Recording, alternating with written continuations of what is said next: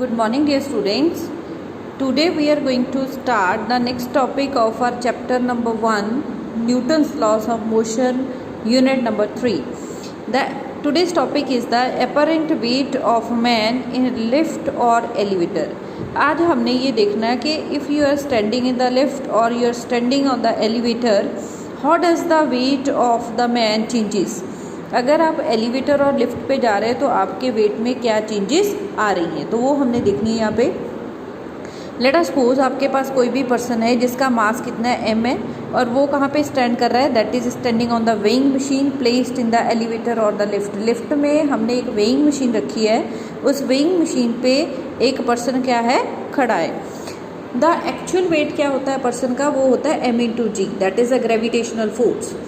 This act on the weighing machine which offers a reaction R which by the reading of the weighing machine, हम कैसे, हम weighing machine पे खड़े होते हैं तो जो हमारा एक्चुअल वेट होता है वो होता है mg।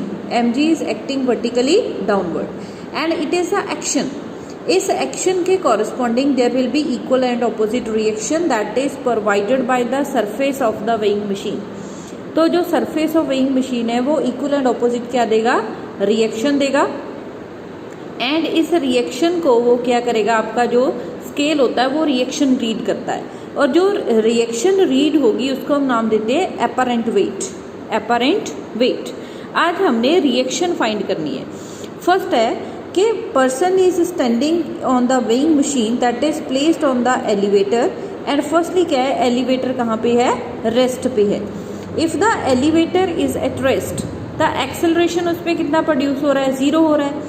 मीन्स जो उसके ऊपर नेट फोर्स लग रहा है पर्सन के ऊपर दैट इज जीरो। अब ये देखो reaction R is acting vertically upward and the weight, actual weight of the person is acting vertically downward. So the net कितना होगा इसका, R minus M G that is equal to zero. So R is equal to M G. So in this case जो उसका apparent weight होगा वो किसके equal होगा, that will be equal to the actual weight of the person. Second है if the elevator is moving uniformly upward. आपका जो elevator है वो अपवर्ड डायरेक्शन में मूव हो रहा है। अगेन जो एक्सेलरेशन पर्सन में प्रोड्यूस हो रहा है वो कितना प्रोड्यूस हो रहा है, जीरो हो रहा है। इन दैट केस अगेन जो आर होगा that will be equal to M G और you can say that the apparent weight will be equal to the actual weight of the person.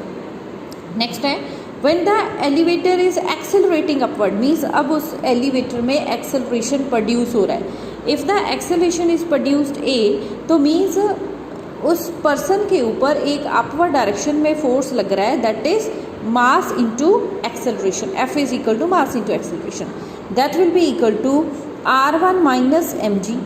Are one is a reaction and M G is the actual weight. जो net force है वो upward लग रहा है, means जो upward direction में reaction आ रही है that is greater than M ji.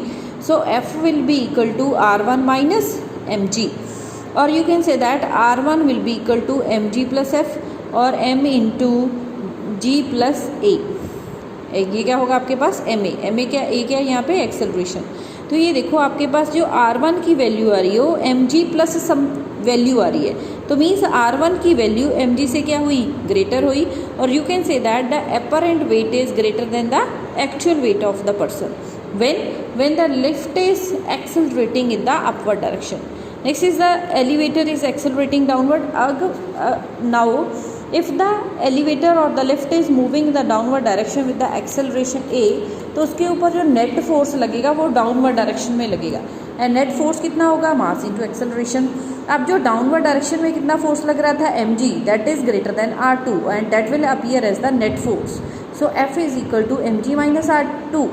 From here R2 will be equal to mg minus f or mg minus ma m into g minus a, or you can say that here we have subtracted some value from mg, means R2 is less than mg. It means जो उसका apparent weight होगा वो actual weight से कम appear होगा। Next है if free fall of a body under gravity, means अब आपकी जो केवल लिफ्ट है और एलिवेटर है वो फ्रीली मूव हो रहा है, वो फ्रीली मूव हो रहा है। In that case means acceleration किसके इक्वल होगा, एक्सेलरेशन ड्यू टू ग्रेविटी के। तो वो जब डाउनवर्ड मूव होगा तो उसमें क्या है आपके पास, R is equal to M into G minus G, zero. तो इन दैट केस जो अपरेंट वेट है वो जीरो हो जाएगा, मीन्स आप वेटलेसनेस स्टेट में आ जाएगी।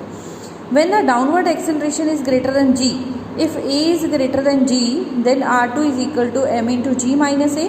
तो R2 क्या होगा, नेगेटिव होगा, तो अपेरेंट वेट पर्सन का नेगेटिव हो जाएगा। तो in that event the person will rise from the floor of the lift and stick to the ceiling of the lift. मतलब अगर ऐसा हो जाए कि जो आपका एक्सेलरेशन है वो एक्सेलरेशन ड्यू टू ग्रेविटी से ज़्यादा है, जो लिफ्ट का एक्सेलरेशन है जी से ज़्यादा है, एंड दैट केस जो पर्सन लिफ्ट में खड़ा है वो कहाँ होगा, उसके रूफ के साथ स्टक हो जाएगा instead of standing on the floor. So this is the today's lecture. In the next video we will start from here. Thank you.